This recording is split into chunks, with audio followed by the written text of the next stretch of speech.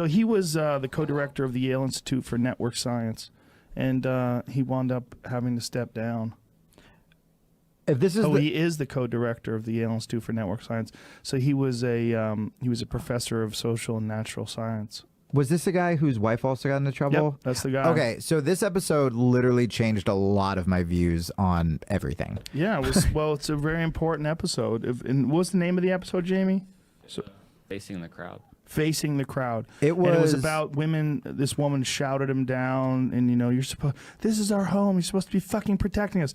About Halloween costumes, and the wife had made a letter that she had sent out, and the letter essentially said, people should be allowed to have. Like, we'll play some of this here. I hear that. I'm looking at the smirk in your face, and I'm disgusted. Okay. I am sick. And I'm sick watching them argue with you after we've been standing outside literally for at least 5 to 6 hours. Between you and Holloway, between last night to now, we've been arguing with people who are not willing to be listened to for a long time. And all I see from you is arrogance and ego. I am sick looking at you. I am disgusted watching Lex argue with you. You were not listening. You were disgusting.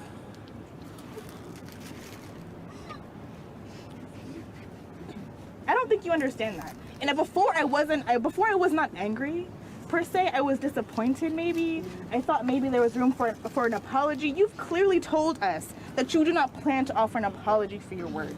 You left the meeting last night to go home and then tweet, do not interrupt me, to tweet from your Twitter and then the Silliman's Twitter. You showed no remorse.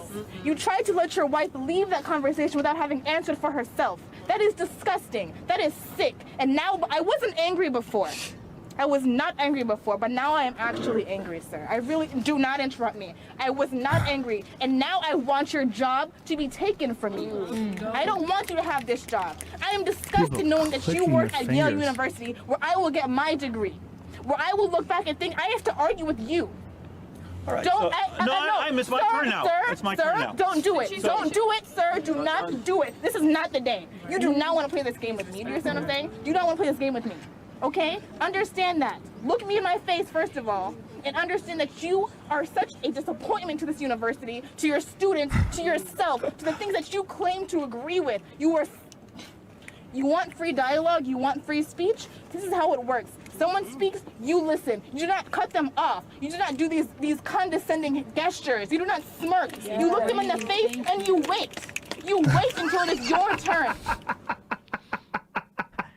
I think the snapping is amazing. It's just so fucking characteristic. The most upsetting part of that, I think what upset me the most is she has my poetry cadence. It was like she was doing the same moves and the same delivery. Well, she was just trying to be intelligent and say something and shut him up and silence him. But that's the most important thing, is that she didn't want a dialogue. But she didn't want a debate. He also, from what I remember on the podcast, he didn't need to be out there. He stayed out there for hours to talk to those people. That's He's super reasonable. So when she was saying, like, you're wasting my time or whatever, like, he came out to try to kind of like have his wife's back and like calling him sexist. He came out to have a dialogue and like hear them out, but like he didn't fucking need to be there. But like, what she was saying, I'm gonna have your job. This is where I'm gonna get my degree. And guess what, fucker? I mean, I'll tell you this: as somebody who lost their job, and as someone who has gone after people on Twitter, those people that we tried to get fired or from a writing job or whatever,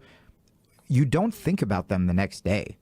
Like, the people who tried to get that guy fired on Twitter or whatever, like, they don't think about him anymore. Like, if he got fired... Those are kids. I mean, you're looking at an 18-year-old or a 19-year-old. But the Twitter... And intoxicated by that moment as well, you know? Yeah, but the Twitter mob behind them, it's like a lot of me's. It's a lot of adults, too, you know? And, like, if that dude got fired and his wife got fired, like, I mean, that's like somebody's life who's done a lot of really good progressive things. Even if he did fuck up legitimately, it's like... And it's also the consequence of actually being able to be fired. That's a problem. Like, say if you were running the Jamie Kilstein show, you got your own podcast, someone can't fire you. Yeah. You know, and that's really important to be able to fully and completely express yourself. Yeah. I mean, if you had done something horrible, the marketplace of free ideas should step in and say, we're not going to watch his show anymore. We're not going to listen to him anymore. And that would be normal and real. the problem with being a professor of a university is a twofold problem, right? There's tenure, and tenure makes professors arrogant. It makes professors realize that they can't leave, and then they suck at it, and they're terrible. I mean, it's really common. It's almost like winning the lottery. Right. Like they become lazy and weak, or they become the idea. And the ideal situation is they become completely dedicated to being a professor, Badass and they just, don't yeah. have to worry anymore about their job, and so now they completely dedicate themselves to being an educator. Yeah. That's what we would hope. That Yeah. they don't have to worry about being fired. Yeah, and I really hope that people listening to this, because I wouldn't have listened to that podcast if I brought up that podcast in my old circle. I would have gotten in trouble. I went to listen to a lot of your shows, and I'm sure there are people who completely disagree with me ideologically who wouldn't, read whatever the Intercept or Democracy Now or something on the other side.